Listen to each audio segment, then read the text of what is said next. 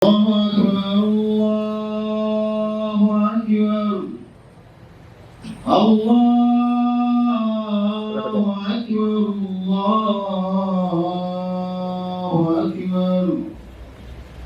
أن لا إله إلا الله أشهد أن لا إله إلا الله أشهد أن محمدا رسول الله أشهد أن محمدا رسول الله حي على الصلاة حي على الصلاة حي على الفلاح حي على الفلاح الله أكبر الله أكبر لا إله إلا الله.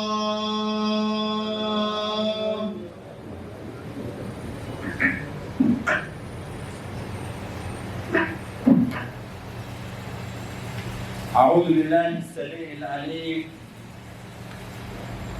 من الشيطان الرجيم. بسم الله الرحمن الرحيم. الحمد لله رب العالمين. اللهم لك الحمد على نعمة الإسلام والإيمان، ولك الحمد أن جعلتنا من أمة محمد صلى الله عليه وسلم، وأشهد أن لا إله إلا الله وحده لا شريك له، وأشهد أن محمدا عبده ورسوله. اللهم صل وسلم وبارك على سيدنا محمد وعلى آله وصحبه أجمعين. أما بعد، عباد الله، يقول الله سبحانه وتعالى في محكم تنزيله: في بيوت عزل الله أن ترفع ويذكر فيها اسمه يسبح له فيها بالغدو والآصال رجال لا تلهيهم تجارة ولا بيع عن ذكر الله وإقام الصلاة وإيتاء الزكاة يخافون يوما تتقلب فيه القلوب والأبصار ليجزيهم الله أحسن ما عملوا ويزيدهم من فضله والله يرزق من يشاء بغير حساب. عباد الله، وفي صحيحين أن عثمان بن عفان يقول عند قول الناس فيه حين بنى مسجد الرسول صلى الله عليه وسلم: إنكم أكثرتم، وإني سمعت النبي صلى الله عليه وسلم يقول: من بنى مسجدا يبغي به وجه الله تعالى بنى الله له مثله في الجنة. عباد الله، وعن النبي صلى الله عليه وسلم أنه قال: من بنى لله مسجدا صغيرا كان أو كبيرا بنى الله له بيتا في الجنة. رواه الترمذي وصححه الألباني. إخوة الإسلام والإيمان، المساجد هي بيوت الله في الأرض، وأذن الله أن ترفع ليعبد فيها وحده ويذكر فيها اسمه ويعلى فيه أمره ونهيه ويتقرب فيها المسلمون إليه بشتى أنواع العبادات من صلاة وذكر وتلاوة قرآن واعتكاف وتسبيح ودعاء، وتطهر فيها النفوس والأبدان من أضرار الذنوب والعصيان، وتحصل فيها الراحة والأنس والأمن والإيمان ولذة مناجاة الكريم المنان. والمسلم في أي مكان يحل فيه أول ما يبعث عنه يبعث عن المسجد لأن قلبه معلق به ولا يجد راحته ولا يشعر بالسكينة إلا فيه، وعليه تهبط الملائكة وتنزل الرحمن ويغشى أهله السكينة وتحل عليهم البركات ويتعارف فيه المسلمون ويتآلفون ويتعاونون ويتزارعون ويتراحمون وتقوى بينهم الصلة وتقوي بينهم الصلة والمودة والرحمة. إخوة الإيمان، ورد في مسند البزار كتب سلمان إلى أبي الدرداء يقول في رسالته: يا أخي عليك بالمسجد فالزمه، فإني سمعت رسول الله صلى الله عليه وسلم يقول: المسجد بيت كل تقي، وقد ضمن الله عز وجل لمن كان المساجد بيوته الروح والرحمة والجواز على الصراط. عباد الله، إن مكانة المسجد في الإسلام تظهر بوضوح وجلاء في قول النبي صلى الله عليه وسلم: لم يستقر به المقام عندما وصل إلى حي بني عمرو بن عوف في قبى، حتى بدأ ببناء مسجد قبى، وهو أول مسجد بني في المدينة. والمساجد هي أحب الأماكن والبقاع إلى الله تعالى. وفي صحيح مسلم عن أبي هريرة أن رسول الله صلى الله عليه وسلم قال: أحب البلاد إلى الله مساجدها، وأبغض البلاد إلى الله أسواقها، صلى الله عليه وسلم. gbogbo ẹ̀rí sọ̀rọ̀ ta wà ní mọ́ṣáláṣí ní ọ̀sán yìí, adúpẹ́ fún Ọlọ́run, ìkẹ́ Ọlọ́run Ọlọ́run kí ó bá Ànábì Muhammad. Adúpẹ́ fún Ọlọ́run tó ní ká wà láyé bá ti wà báyìí. Adúpẹ́ fún Ọlọ́run fún àwọn pẹ̀lú àlàáfíà ara. Èyí tó ga jù lórí Ọlọ́run ni pé adúpẹ́ fún àwa nínú Islam, ajẹ́ Mùsùlùmí. Ọlọ́mọṣà gba ọpẹ́ gbogbo wa. Adúpẹ́ fún Ọlọ́run náà, ọba tó pè rẹ̀ ní Rabbil Alamin. Ọlọ́run ni ọba gbogbo tí ń jẹ́ àgbáńlá ayé. Gbogbo ibi tá a bá dé tá a bá nǹkan bẹ̀ tí ń ṣẹ̀lẹ̀, kọ́dà ibi tá a bá dé tá a bá nǹkan tí ń ṣẹ̀lẹ̀, ibi àyè náà ní Ọlọ́run kan tó ju Ọlọ́run wa lọ. Ọlọ́run, adúpẹ́ fún ọ lórí ìdẹ̀ra ìsìláàmù tó ṣe fún wa. Adúpẹ́ pa ajẹ́ Mùsùlùmí, adúpẹ́ pa nígbàgbọ́ sí wọ Ọlọ́run.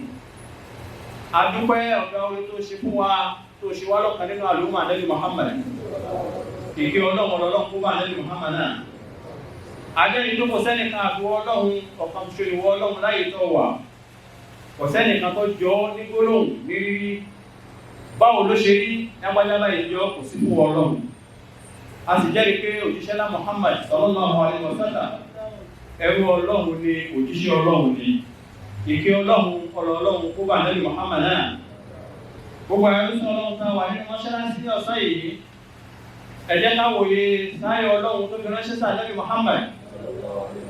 Ilé náà ni Ọlọ́run pè é, tí àwọn àfáà túmọ̀ pé tọ́lọ́run pè nílé níbí ìwọ́n náà ní mọ́ṣáláṣí. Ọlọ́run yóò dá pé ẹ máa gbórúkèrè Ọlọ́run tóbi nínú mọ́ṣáláṣí náà.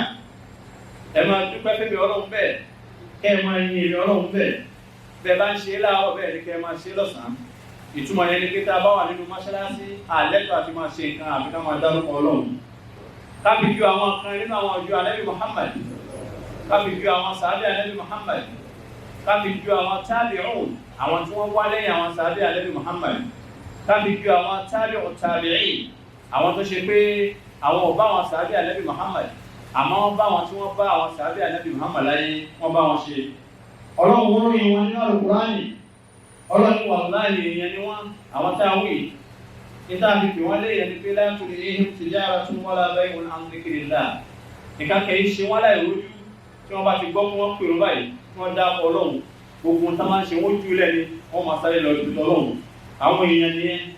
Àwọn tó yẹ pé tá a fi dá àwọn yàtọ̀ sí àwọn èèyàn, tá a fi tọ́lọ̀ fi pè wọ́n léèyàn. Òun ni pé wáyé kọ́ mi sọ́lá. Àwọn máa ń kírun, wọn ò dàgbà, wọn ò sì lágbára, wọn ò sì ní yàtà pẹ́lú jù lọ, wọn máa kírun kọ́lọ̀. Wà ìta ìzakat. tásìkò káyàn sàká bá dé wọ́n yọ sàká fáwọn tálíkọ̀ ọlọ́run látara dúkìá tí wọ́n ní. àwọn tá a wí àkáàbùn náà wọ́n á máa bẹ̀rù ọlọ́run, ẹ̀rọ á máa bà wọ́n pé yọ̀ọ̀kan ń bọ̀ tó ṣe pé tataqallabu fihi al-qulubu wal-absar, la ilaha illallah. ọjọ́ tó ṣe pé gbogbo àwọn táàjọ gbé ayé, táàjọ jẹ́rí, táàjọ gbé ara, tó bá dijọ́ náà àní dára wa màmá ṣé láwájá ní kọ̀ wáyà tó ń kọ́. ìjọ tá a wí ìjọ tá a di ọmọ ọjọ́ ọmọ rẹ̀ nù, òun náà níjọ́ àlè kìámà tá a máa fi adé àmà pé ọmọ rẹ̀ lójúlẹ̀ yóò lù wọ́n mọ́ rí. ìjọ tẹ́gbọ̀n ò ní mọ àbúrò rí, ìjọ tá àbúrò ní mẹ̀gbọ́n rí, ìjọ tíyàwó ò ní mọ ọkọ rí, ìjọ tọkọ náà ò ní mọ ìyàwó rí. ìjọ náà níjọ́ àlè kìámà. àwọn tá a wí yìí wọ́n bẹ̀rù Ọlọ́run láti rántí ọjọ́ náà ọjọ́ kan pọ̀ tá à ń pè níjọ́ àlè kìámà. Ọlọ́run ni wọ́n máa bẹ̀rù mi Ọlọ́run. ìdí wọn fi ń ṣe bẹ́ẹ̀ ni pé ìdílé àwọn ọmọ ahsana ma amilu, torí kí lè bá àsanwó lẹ́sàn gbogbo dáadáa tí wọ́n ṣe. wọ́n èyí ṣe dáadáa wọ́n tún wá dé olórí pa àti ṣe dáadáa àpàdé Ọlọ́run dáadáa, wọ́n tún máa bẹ̀rù Ọlọ́run látara dáadáa tí wọ́n ṣe náà. Ọlọ́run nígbà tí wọ́n ṣe bẹ́ẹ̀ wọ́n yìí dín àwọn omi fọ́ọ̀tì ìmọ̀ Ọlọ́run wọ́n á ṣàlékún orí fún wọn, wọ́n ń lékún lálàáfíà, wọ́n ń lékún ní dùnú, kọ́dà wọ́n ń lékún lẹ́nu gbogbo. wallahu yarzuqu man yasha'u bighayri hisab. Ọlọ́run ní wàláhì kì í ṣe lóbi ìní Ọlọ́run náà ni èmi ni máa ṣàrìsì fún yàn, yóò débi kan tó kù fún tọ́hún jẹ́ ní mọ́yé ẹ̀ má òní mọ́yé tó ní máa ní dúkìá ọ̀sẹ̀ tí máa ṣe bí àkọlọ́hún. àwọn àlùmọ́ alẹ́ Muhammad àwọn mọ́ṣáláṣí lọ́sàn yìí ẹ̀jẹ̀ akẹ́kọ̀ọ́ kápò òye látara àwọn sàbẹ̀ alẹ́ Muhammad sallallahu alaihi wa sallam. ọ̀kan nínú àwọn sàbẹ̀ alẹ́ Muhammad táwọn gbé ní Uthman ibn Affan àrí ìkànnì tíra fi Ọlọ́run kó láṣìírí púpọ̀. òun ní sọ báyìí níjọ́ tí ó kọ́ mọ́ṣáláṣí kalẹ̀ fọ́lọ́hun tí àwọn èèyàn wọ́n ń sọ̀rọ̀ nípa pé Uthman ibn Affan kọ́ mọ́ṣáláṣí. ó ní bẹ́ẹ̀ ni innakum akthartum wa inni sami'tu nabiyya sallallahu alaihi wa sallam. ọ̀rọ̀ lẹ sọ lóòótọ́ fún ọkọ́ mọ́ṣáláṣí. àwọn tí mo kọ́ta lẹ́bi Muhammad wí ni pé man bana masjidan, gbogbo ẹni tó bá kọ́ mọ́ṣáláṣí kalẹ̀ fún Ọlọ́run yabghi bihi wajha Allah, tí ọ̀wá fi béèrè kankan kọjá fi béèrè àlọ́ Ọlọ́run ìbéèrè lọ́dọ̀ Ọlọ́run bana Allahu lahu mithlahu fil janna. tó bá lè jọ àlìjánná inú àlìkìyámà inú àlìjánná, àwọn Ọlọ́run á kọ́ ilé kankalẹ̀ fún tọ̀hún náà tí ó yàtọ̀ sínú ilé tí gbogbo yẹn gbé inú àlìjánná. kọ́dà tá a tún máa wo pé ẹnìkan ní bẹ́ẹ̀ lọ́kàn tí wọ́n tà tó wò yìí nínú ilé kan tó tún yàtọ̀ sí ilé tá à ń gbé. gbogbo ẹni bá kọ́ mọ́ṣáláṣí kalẹ̀ fọ́lọ̀ láyé ìtọ́nà Ọlọ́run ṣe fún ilé àlìkìyámà. àwọn àlùmọ́ alẹ́ Muhammad táwa ní mọ́ṣáláṣí lọ́sàn yìí, àwọn àdìsí pọ̀ tí àwọn sàbẹ̀ alẹ́ Muhammad gbà wá tí fi yé wa nípa ládàá tí ẹni tó bá kọ́ mọ́ṣáláṣí kalẹ̀ fún Ọlọ́run láyé tí ó gbà níjọ́ àlìkìyámà.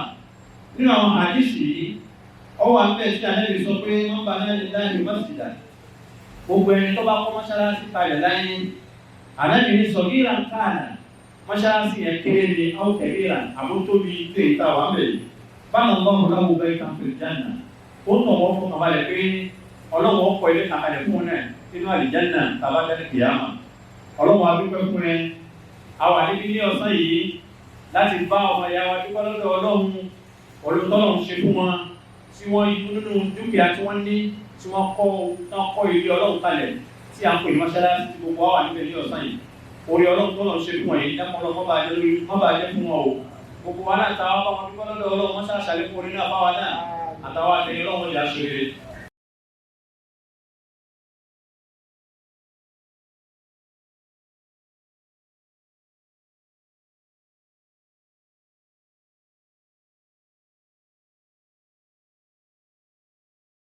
الحمد لله رب العالمين والعاقبة للمتقين ولا عدوان إلا على الظالمين.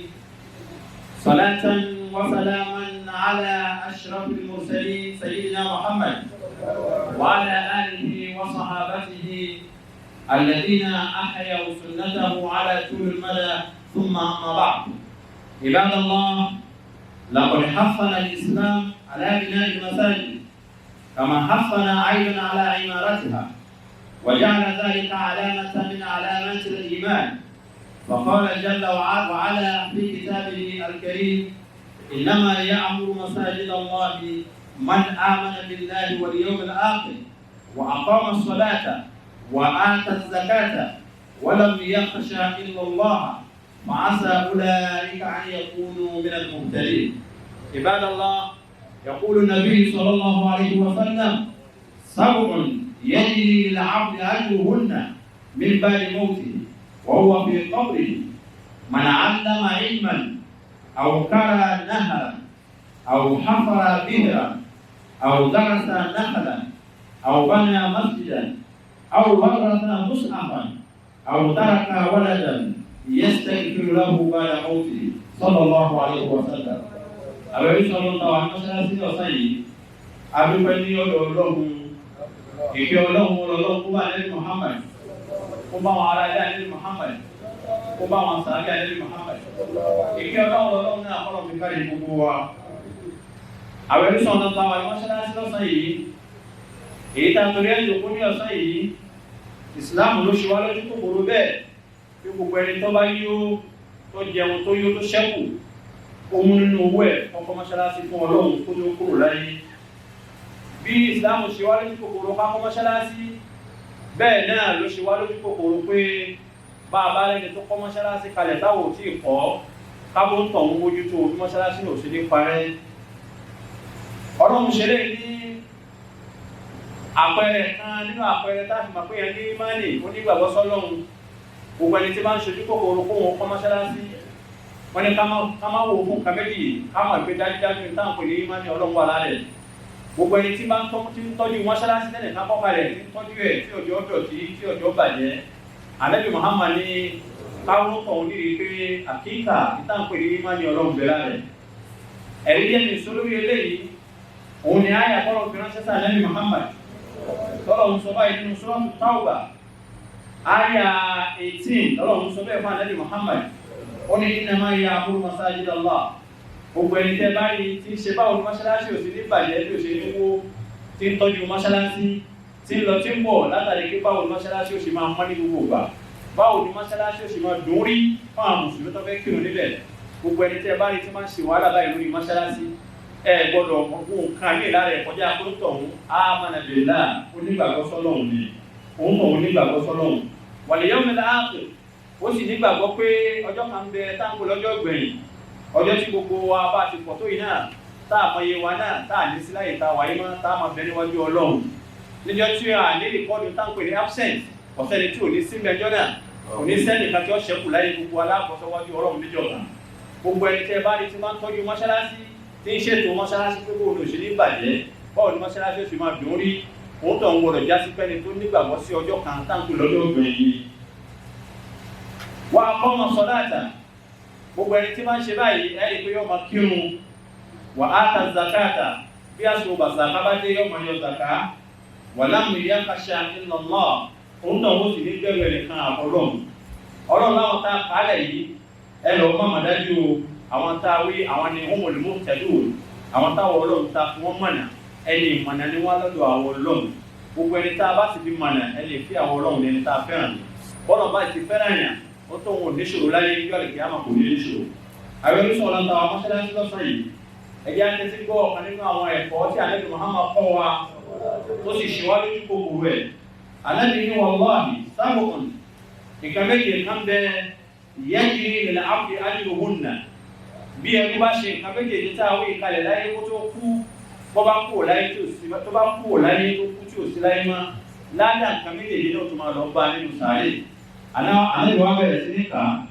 Alákọ̀ọ́kọ́ ni pé man allama ilman, ẹni tó bá fi ìmọ̀ kan tó fi kọ́ọ̀yàn tí ò wá sí láyé mọ́, lókè ìgbà tẹ́ni tó fi mọ̀ ẹ́ kọ́ bá ń ṣàǹfààní pẹ̀lú mọ̀ náà, wọ́n máa kọ́ ládàá kalẹ̀ fún ọ tó fi mọ̀ náà mọ́ kọ́dà bọ̀ wá sí láyé mọ́. Ẹlẹ́ẹ̀kejì àwòkárà náhàrà, ẹni tó mú páìpù omi tó fà láti lè kan, kìí ṣe kóun ló gbé kànga àmọ́ òun ló mú táàpù lọ bẹ̀ wípé ẹ̀fà láti bí yìí ọlọ bí yìí káwọn ará ilé bí yìí náà lè ṣàǹfààní bẹ̀. Gbogbo ẹni tó bá ṣe bẹ́ẹ̀ ó tó kù láyé, nígbà tó bá kù láyé tán á mọ̀ fún níládẹ̀ lọ títí ni. Ẹlẹ́ẹ̀kẹta àwòkámọ́ra bí ìrà, gbogbo ẹni tó bá wọ àdúgbò tó fi ti ń jẹ wọ́n yà tó wá lọ gbẹ́ bọ́ òhò síbẹ̀ àbí kànga, wà á sí láyé máa lópin ìgbà tó bá mú omi náà tí wọ́n ń ṣàǹfààní pẹ̀lú omi náà ládàá rẹ̀ ọmọ lọ́gbọ́n tọ̀hún kó di mẹ́ta. Àwòkára sáà nákàlà, àbẹ́ni tó gbin irúgbìn kankalẹ̀ tí irúgbìn náà wù yìí tí wọ́n ń wúlò fáwọn ènìyàn àbí tí ń wúlò fáwọn ẹyẹ tí wọ́n ń lọ bẹ̀ tí wọ́n ń jẹ níbẹ̀. àbí irúgbìn tó gbìn kalẹ̀ yìí ọwọ́ á ní gbòógì nísàlẹ̀ àwọn èèyàn sá sábẹ́ gbòógì náà ẹni tó gbin irúgbìn yìí tí ọba sí láyé má tó wà nínú sàárè àbí ń pẹ́ wájú Ọlọ́run gbogbo ládàá tó ṣe kalẹ̀ láyé kó tó kù náà á mọ̀ lọ fún un níbẹ̀. ẹlẹ́ẹ̀ka àwọn ni pé àwọn àna masjida ẹni tó mú nínú owó ẹ̀ tó wá mọ́ṣáláṣí kalẹ̀ tó ní káwọn mùsùlùmí ọmọ wa kírun níbẹ̀ gẹ́gẹ́ bí ìta ìjòkó sì yìí fún tọwọ́ ọba tó bá kù láyé tó sì láyé tó wà nínú sàárè àwọn wà níwájú Ọlọ́run gbogbo ògbà táwọn èèyàn bá kúrò kalẹ̀ ní mọ́ṣáláṣí náà tí wọ́n ṣe gbogbo tí ń jẹ́ ìbádà nínú mọ́ṣáláṣí náà wọ́n kí Al-Qur'ani nínú mọ́ṣáláṣí náà wọ́n kí nínú mọ́ṣáláṣí náà wọ́n kí tàràwì nínú mọ́ṣáláṣí náà wọ́n ṣe tìláwà Al-Qur'ani nínú mọ́ṣáláṣí náà kódà tí wọ́n ṣe wàlímà Al-Qur'ani nínú mọ́ṣáláṣí náà àbí wọ́n ṣe wàlímà tó jẹ́ igi nínú mọ́ṣáláṣí náà gbogbo tí wọ́n máa ń ṣe nínú mọ́ṣáláṣí náà tí jẹ́ ìmọ̀ Islam ẹni tó kọ́ mọ́ṣáláṣí ọ̀wá sí láyé mọ́ Ànábì Muhammad ládàá rẹ̀ ọmọ lọ́gbà gbogbo àìtó wà. ẹlẹ́ẹ̀kẹfà àwòrán musafa gbogbo ẹni tó bá kúnyàn lálùkùránì láyé ẹni tó kúnyàn lálùkùránì àbúkálùkùránì lọ mọ́ṣáláṣí kan àbúkálùkùránì lọ bá àwọn ọmọ ilé kéwù kan òun tó ń wá padà kúkú sí láyé mọ́ lópin ìgbà tí wọ́n bá ń ka àlùkùránì tó kúnyàn láyé Ànábì Muhammad ní àmàlọ́ fún ládàá rẹ̀ nínú sàárè àbí ní gbogbo ibi tó bá wà. ẹlẹ́ẹ̀kejì pé àwòrán ẹni tó bá bí ọmọ kalẹ̀ láyé lọ́mọ gidi ọmọ kíkì ọmọ dùnú ọmọ Islam ọwọ́ kò láyé ọwọ́ akọ̀mọ náà sáyé àwọn ọmọ tá a wúyì wọn rántí òbí wọn gẹ́gẹ́ bí alájà wa Mufliha tí wọ́n rántí ya wọn tí wọ́n fi kọ́ mọ́ṣáláṣí ló pọ̀ ya wọn lópin ìgbà tí wọ́n bá ń kírun nínú mọ́ṣáláṣí yìí tí wọ́n tọrọ ìsìn fáwọn àwọn Ọlọ́run mọ́ṣáláṣí yìí ẹni ọkọ̀ mọ́ṣáláṣí àtàlẹ́ tó bí ọmọ náà àwọn ni wọ́n mọ̀ ní ládàá rẹ̀ títí tábìlì ọ̀pàdé Ọlọ́run àwọn onímọ̀ ọ̀nà táwọn mọ́ṣáláṣí ló ní ọ̀sán yìí ẹ̀yìnàmú ánàlẹ́dẹ́rẹ́ aláyẹ̀bùlà wàgbàmbàlà yúnsà wàtàyànà láyẹ̀mú ẹ̀yìn máa ṣe kàkàmà tùdíìrì sùdán wákàmà táwọn jùlọ ẹ̀yà ló máa dájú pé gbogbo ń tàn ṣe pátápátá ìbẹ̀ lápọ̀ọ́lẹ̀ ẹnì kan ò lè lúga lábẹ́ ẹ̀ka àkọ́kọ́lọ́hún gbogbo tí kálukú bá fẹ́ máa ṣe kọ́ máa ṣe kò sí táàṣì láyé tà ní pẹ̀sẹ̀ èyí má ní máa ṣí ìta ní Muhammad lórí ẹ̀ gbogbo tẹ́ bá ṣe pátápátá ẹ̀ máa ṣe gbogbo tẹ́ bá ṣe lẹ́gbẹ̀ẹ́ san èyí Ọlọ́run ní ní kú èmi lọ́ba dàíyà ọba tí sẹ̀sán fún ọgbẹ́ tó bá ṣe ojú ọ̀dà àtẹni tó bá ṣe tó dáa àwọn oníṣòwò tó àwọn mọ́ṣáláṣí ní ọ̀sán yìí ìbẹ̀rẹ̀ Ọlọ́run lọ́wọ́ wa àtẹ́kùn lọ́ akọ̀tùkọ́tì wà láti ẹmu tún náà nílá wa ń tún mùsùlùmù àsọdọ̀ Ọlọ́run ní pé ká bẹ̀rù Ọlọ́run náà á sì bẹ̀rù Ọlọ́run náà dáadáa á gbọ́dọ̀ kú láyé àbíkájẹ́ mùsùlùmí lọ́wọ́ Ọlọ́run àtàwọn àti Ọlọ́run ti aṣèlérí o gbogbo tí ń jà padà sí ibú Ọlọ́run níjọ́ kọ́ wa nínú ìsìlámù táwa yìí àpò Ọlọ́run sàmà dáàbò rẹ̀ bò wá ربنا تقبل منا انك انت السميع العليم وتب علينا يا مولانا انك انت التواب الرحيم واهدنا ووفقنا الى الحق والى صراطك المستقيم ببركه من ارسلته رحمه للعالمين ربنا هب لنا من ازواجنا وذرياتنا قرة اعين واجعلنا للمتقين اماما ربنا اتنا في الدنيا حسنه وفي الاخره حسنه وقنا عذاب النار وادخلنا الجنه مع الابرار يا عزيز يا غفار يا رب العالمين سبحان ربك رب العزه عما يصفون وسلام على المرسلين والحمد لله رب العالمين قوموا الى صلاتكم يرحمكم الله.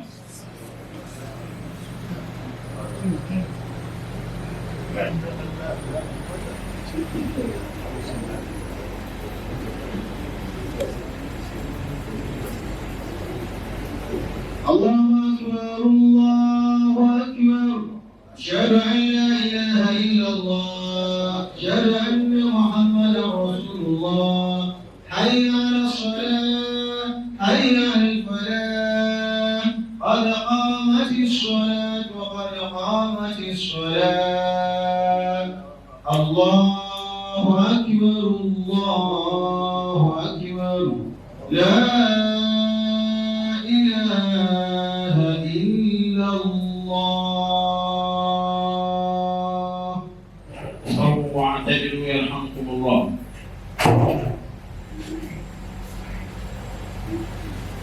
الله أكبر الله أكبر.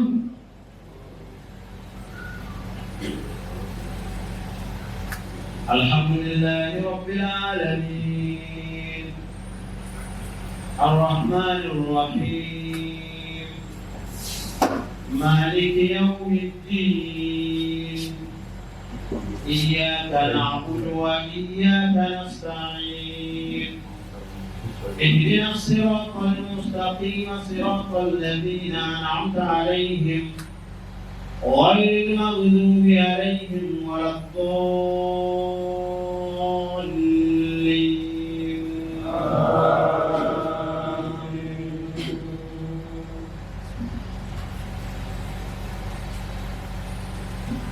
إذا جاء نصر الله والفتح ورأيت الناس يدخلون في دين الله أفواجا فسبح بحمد ربك واستغفره إنه كان توابا. الله أكبر الله أكبر.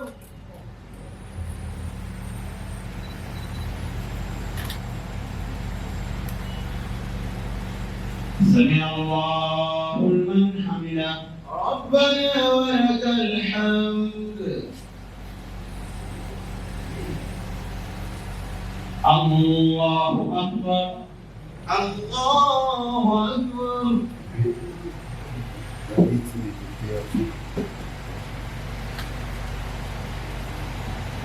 الله أكبر الله أكبر.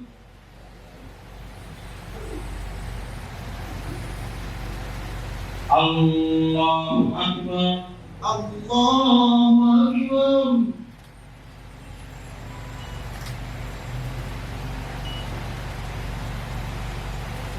الله أكبر الله أكبر.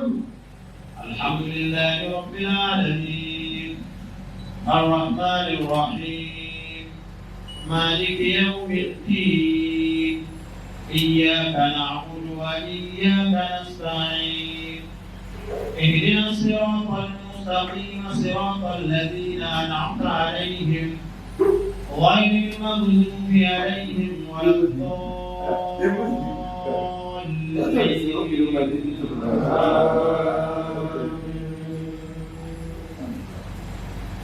لإيلاف قريش إيلافهم رحلة الشتاء والصيف فليعبدوا رب هذا البيت الذي أطعمهم من جوع وآمنهم من خوف.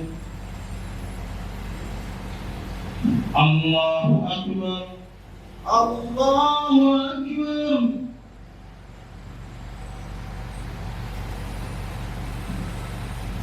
سمع الله لمن حمده ربنا ولك الحمد. الله أكبر الله أكبر.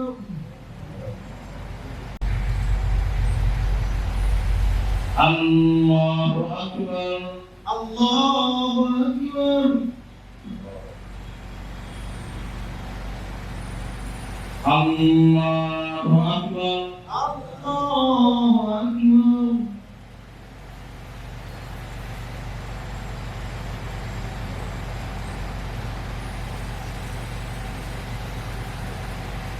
الله أكبر الله أكبر.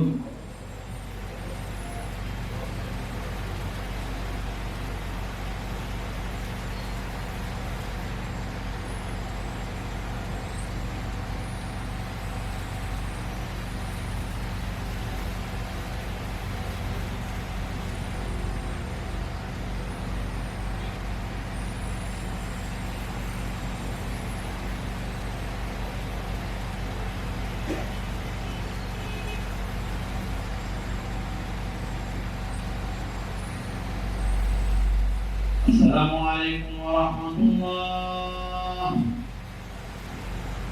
السلام عليكم ورحمة الله.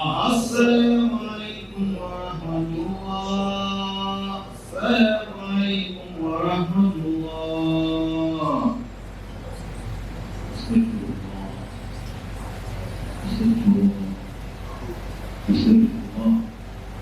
اللهم اغفر وانك السلام.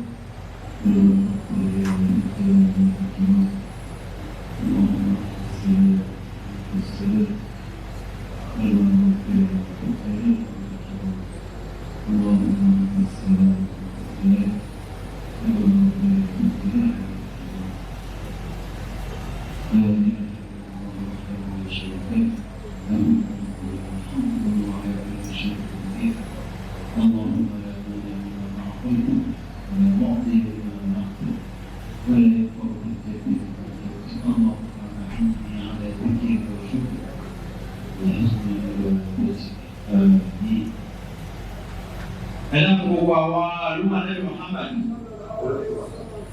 tí a jọ kí ní bàtàlísì ẹ̀rẹ́pẹ̀já farabalẹ̀ dáadáa sẹ́lọ̀ mọ́ àlùkáyà ìdá àlùkáyà wà ìdá jùmọ̀lẹ́ta àlùkáyà ìdàgbà.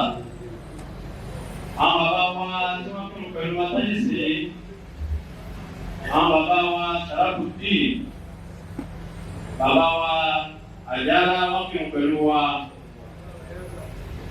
Bàbá wa Dr. Al-Fadil Al-Kabir, bàbá wa Dr.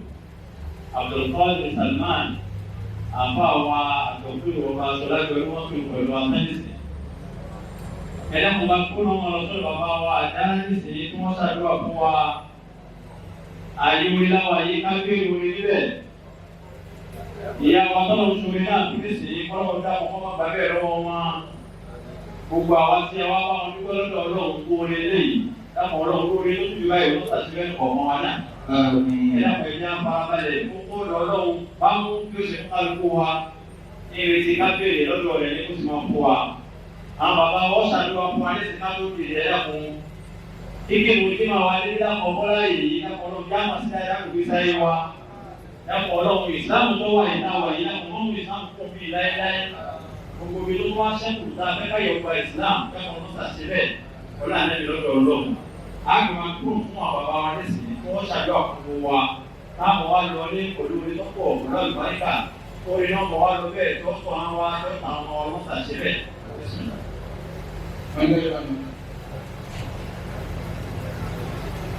اللهم صل على سيدنا محمد وعلى آله وأصحابه آمين. Ọlọ́run wa dúpẹ́ fún ẹ. Ọ̀sọ̀ wa ló yóò ní ọ̀sẹ̀ wa mùsùlùmí àdúpẹ́ o. Àníyàn tí Ọlọ́run fi kó gbogbo ẹjọ́ sí ní lásìkò yìí. Ẹ̀wù bá dé bá bọ̀ látàárọ̀. Ọlọ́run ti mọ iye àwa láti sí à. Ọwọ́ adáwa lójú pé kò yé rí ire ló fi dá wa dúró sí. Adáwa lójú pé eré tí a ó ṣe náà ló fi náwà ní àdúgbẹ́ fún o. Ẹgbẹ́ Ọlọ́run tí Ọlọ́run tó fún ìyàrí fún àájá àbújá lọ́kọ́sá ìlẹ́sìn. Wọ́n kú bú ẹ̀mí ẹ̀rẹ̀ Ọlọ́run. Wọ́n àbúrú ṣe Ọlọ́run tọmọtọmọ alágbàpá àmà. Bàbá wa ìwọ́n tó fún wọn tó ń fún wa. Tí wọ́n jẹ́ alága fún ètò ìjọ̀gbọ́ Ọlọ́run fún yín tó. Abáyé dúpẹ́ lọ́dọ̀ Ọlọ́run. Wọ́n ń kalẹ̀ ní ibi ẹlẹ́gbẹ̀ẹ́ mi. Ó jẹ́ bẹ́ẹ̀ yìí náà ni. Ẹ̀mí ni Ọlọ́run tó kún. Alábàbá wa Nàìjíríà gbà. Alága Màmá lọ́dọ̀ Ọlọ́run. Bàbá wa Dr. Bani lẹ́ẹ̀ka tí wọ́n tọrọ ní ọmọ ẹ̀. Ìyá ọmọ tiẹ̀. Ọlọ́run àtàlékún wọn gbówó ẹ̀ ní. Àtàlékún àkọ́kù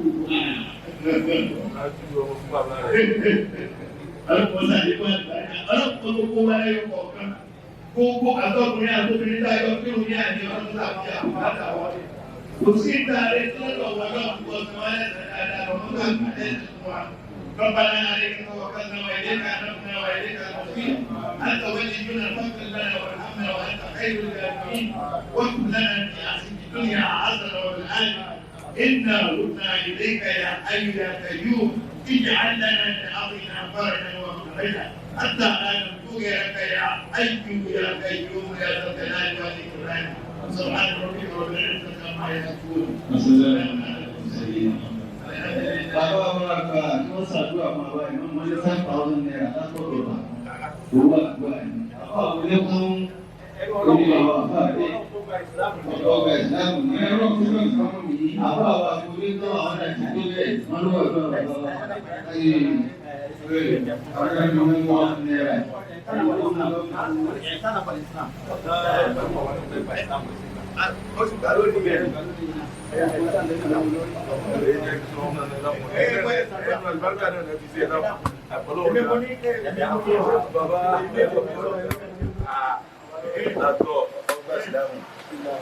Ọlọ́run gbogbo Islam, ọlọ́run Islam, ọlọ́run gbogbo Yorùbá, ọlọ́run Islam, ọlọ́run Islam, ọlọ́run àgbàlagbàtà lójì náà,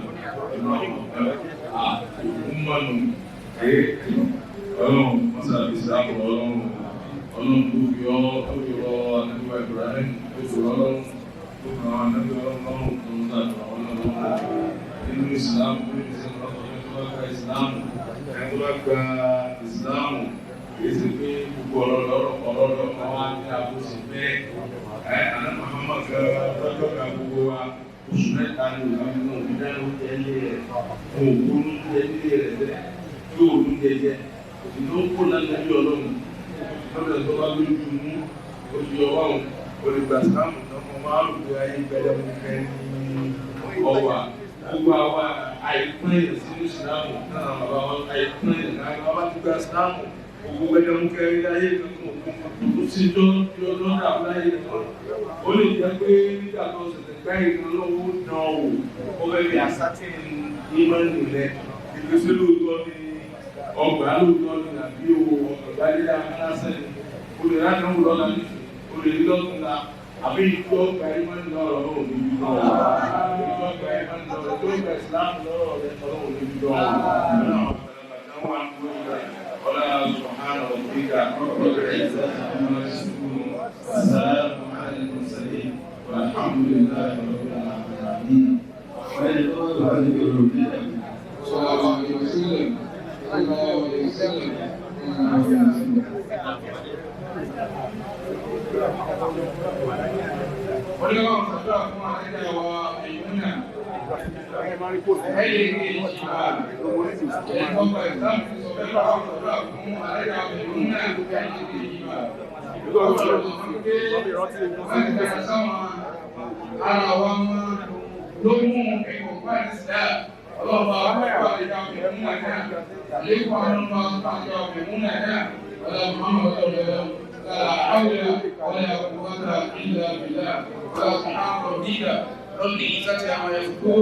السلام على المرسلين والحمد لله رب العالمين.